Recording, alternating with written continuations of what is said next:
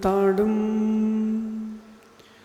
नमो सिद्धाडम नमो आयरियाडम नमो वज्जायाडम नमो ये सब सागुणम। पंच परमेष्टि भगवंतों की, गणाचार्य भगवान विराग सागर जी मुनराज की, आचार्य भगवान गुरुवर विशुद्ध सागर जी मुनराज की।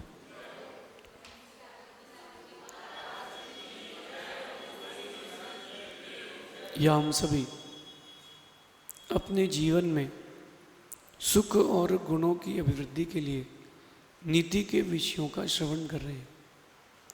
नीतिकार हमें सिखाते हैं कि हमें सबसे पहले अपने स्वभाव के निर्माण की योजना बनाना चाहिए। अगर आपने अपने जीवन में बड़ी बड़ी योजनाएं बनाई हैं, लेकिन इसमें अगर स्वभाव के निर्माण की योजना नहीं है तो वो सारी योजनाएं आपकी विफल हो जाएंगी। जैसे एक माँ ने विचार किया कि अब भोजन पकाना है, खाना बनाना है, तो उसने सारी सामग्री इकट्ठी कर ली और वो घर के आंगन में बैठ गई। लेकिन पानी गिर रहा है, पानी गिर रहा है, अब क्या होगा? सोचिए, विचार कीजिए, चिंतन कीजिए। पानी गिर रहा है, उस गिरते पानी में आटा, तवा, अग्नि सब कुछ व्यर्थ हो गया। योजना तो अच्छी थी, लेकिन योजना अधूरी थी। आपके जीवन में भी योजनाएं हों, लेकिन अधूरी ना हो, योजनाएं पूरी हों। और सबसे पहली योजना है आपके स्वभाव का निर्माण। आपका जो नेचर है, आपका जो स्वभाव है, उसका निर्माण करना सबसे पहली योजना है। और उस स्वभाव में खुद को मदद के साथ जोड़ें, अपने स्वभाव में हेल्पफुल बने। एक बच्चा गुरुकुल से पास हुआ, एक बच्चा गुरुकुल से पास आउट हुआ और गुरुजी से कहा कि गुरुजी कब छुट्टी होगी? उन्होंने कहा संडे के दिन। रविवार के दिन उसकी छुट्टी हो गई और एक हफ्ते बाद वो अपने गुरुकुल वापस आया गुरुजी के पास अच्छी मोटी फाइल लेकर के कि गुरुजी, ये मेरे भविष्य की योजना बनाई है, मैं अपने भविष्य को क्या देखूंगा, उसकी योजना है ये। गुरु ने उसकी पूरी फाइल देखी और एक बात कहते हैं, ये फाइल अलग कर दो, इसका कोई मोल नहीं है। बोले क्या कर रहे गुरुजी? मैंने 7 दिन तक लगातार बैठ कर के योजना बनाई है। गुरुजी ने कहा बेटा, इसका पहला, इस योजना का, इस फाइल का पहला पेज ही नहीं है। वो देखता है कि क्या नहीं है। गुरुजी कहते हैं बेटा, इसमें व्यवहार और चारित्र निर्माण की कोई योजना ही नहीं है। आपका व्यवहार दूसरों के साथ कैसा है, दूसरों का आपके साथ कैसा है, इससे क्या मतलब? आपका व्यवहार दूसरों के साथ कैसा है? और अगर आपका व्यवहार दूसरों के साथ मददगार नहीं है तो आपके व्यवहार में कोई भी योग्यता नहीं है। दूसरों की मदद करने की योग्यता होना चाहिए। कैसे अपन मौका मिले तो दूसरों की मदद करें। गर्मी का मौसम आ गया है, प्याऊ लगवाओ, दूसरों की मदद करो। अपने घर के बाहर एक पानी की टंकी रखो। जानवरों को कम से कम इतना तो कर सकते हो, अपने घर के छज्जे पर एक पॉट रख लो जिसमें पानी हो, चिड़िया आके पी जाए। उसकी मदद हो ना हो इससे कोई फर्क नहीं पड़ता, पुण्य तो तुमको मिल गया। जो तीर्थंकर बनते हैं, ऐसे तीर्थंकर बनने वाले जीव 3 लोक में जितने भी जीव हैं सबके मंगल की कामना करते हैं। कितने लोगों के पास जाएंगे, कितने लोगों की मदद करने जाएंगे? जाएं ना जाएं, कोई आए तो ज़रूर करें, लेकिन भावना तो भाते रहें। आज की नीति कह रही है कि दूसरों की मदद करने का जब भी मौका मिले तब कभी चूकना मत, अपने पूर्ण समर्पण के साथ जम के मदद करना, अपने पूर्ण समर्पण के साथ जम के मदद करना। क्योंकि देखो, बुरे दिन ज़्यादा दिन तक नहीं रहते, लेकिन बुरे दिनों में जो आपकी मदद कर दे वो हमेशा याद रहता है। जो बुरे दिनों में आपकी मदद कर दे उसको कभी भूल ही नहीं पाते, चाह कर भी आप उसको नहीं भूल पाते। याद करो, जब कभी बड़ी विषमताएं हों, जब कभी बहुत विषमताएं हों और उन विषमताओं में कोई व्यक्ति अनजान हो या जानकार हो आपकी मदद कर जाए, तब कैसा लगता है। कहते ना, डूबते को तिनके का सहारा। अगर कोई डूब रहा है, उसको आपने सहारा दिया है, कुछ नहीं किया, आपने उसकी बात भी सुन ली है, तो उसका मनोबल बढ़ता है।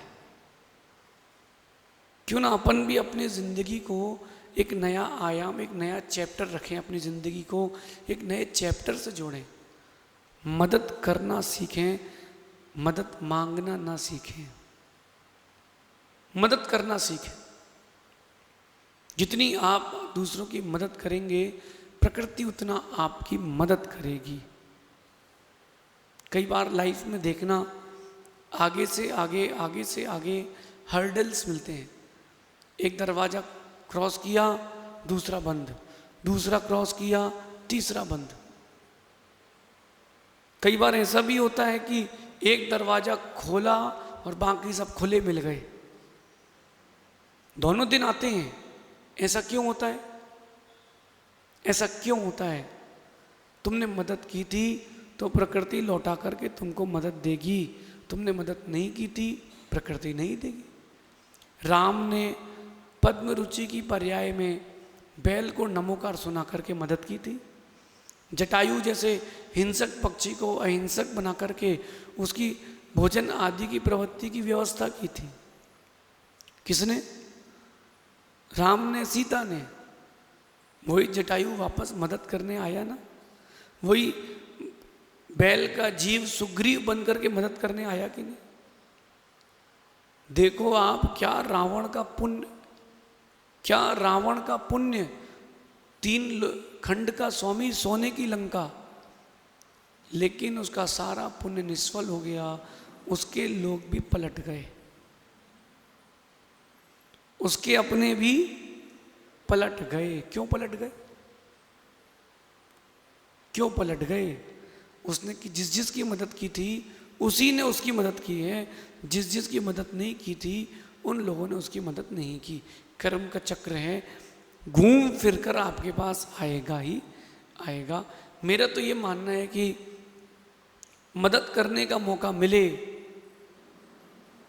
मदद करने का मौका मिले तो कभी चूकना नहीं, कभी चूकना नहीं। सबसे पहले मदद करना, क्योंकि मदद करने का मौका नहीं मिलता बार बार। क्या पता कब कौन कहाँ काम आएगा। मत चूको इस बार, क्या पता कौन काम आएगा। कहते ना, आप लोगों की भाषा में कहता हूं कि दे पपड़िया सो ले पपड़िया। आप जिसको जो देंगे वो रिटर्न में आपको वही देगा। ये भारतीय सभ्यता है। व्यक्ति भले ही नोट ना करे, लेकिन याद रखता है कि फलाने चंद जी हमारे यहाँ शादी में आए थे, 51 का लिफाफा दे गए थे भैया, तो अपने को कितने का देना है? 51 का। वो तो पुरानी घड़ी दे गए थे एक, तो एक अपन भी पुरानी घड़ी उठा करके दे दो। दीपावली में जो सोन पापड़ी का डिब्बा दे, दूसरे वाला पलटा के उसको दे दो, दे पपड़िया सुल्ले पपड़िया। और जो रसगुल्ले दे उसको रसगुल्ले वाला डिब्बा दे दो। ये व्यवहार आप लोग करते कि नहीं? जब आप ही ऐसा व्यवहार करते हो तो आपके साथ भी ऐसा ही व्यवहार होगा। क्योंकि बुरे दिन ज़्यादा दिन तक नहीं रहते। जब अच्छे दिन ज़्यादा दिन तक नहीं रहे तो बुरे दिन क्या रहेंगे? तो बुरे दिन भी ज़्यादा दिन तक नहीं रहेंगे, तो क्यों ना बुरे दिनों में किसी की मदद की जाए। आप रास्ते में जा रहे हो, किसी की गाड़ी पंचर हो गई, वो परेशान दिख रहा है, 1 सेकंड रुक करके पूछ लो।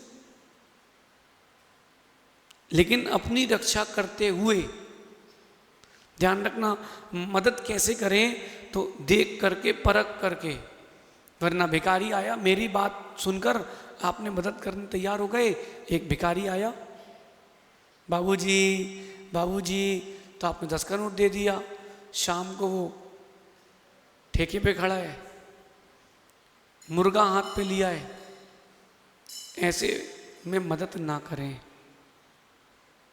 मदद करें देख करके परख करके।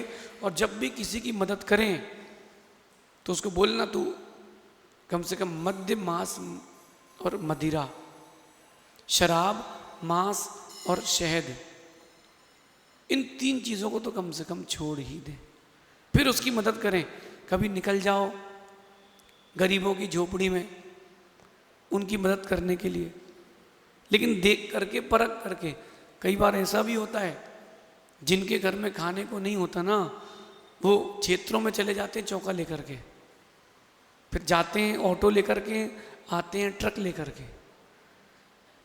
अब आप गए, आपने कहा भैया हम भी आहार दान देना चाहते हैं, तो क्या करें? तो बोले जो भी आपको देना, बोले ड्राई फ्रूट हाँ दे दो, फ्रूट्स हाँ दे दो।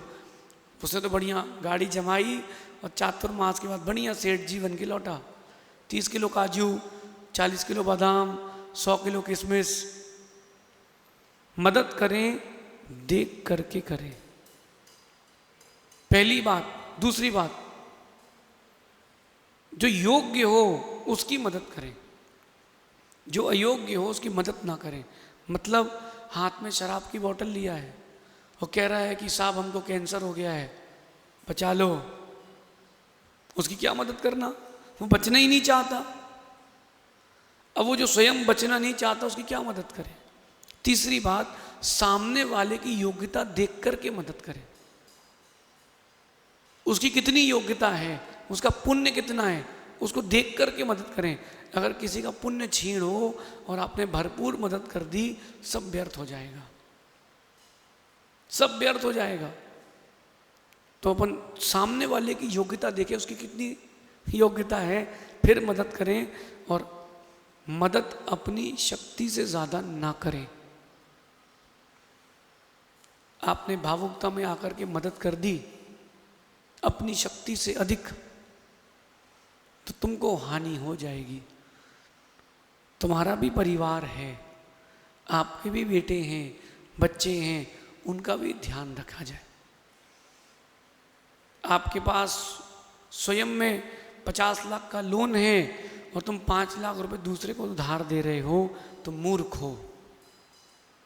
क्योंकि जब तुम्हारी स्थिति बिगड़ जाएगी तो तुम दूसरे की क्या संभालोगे,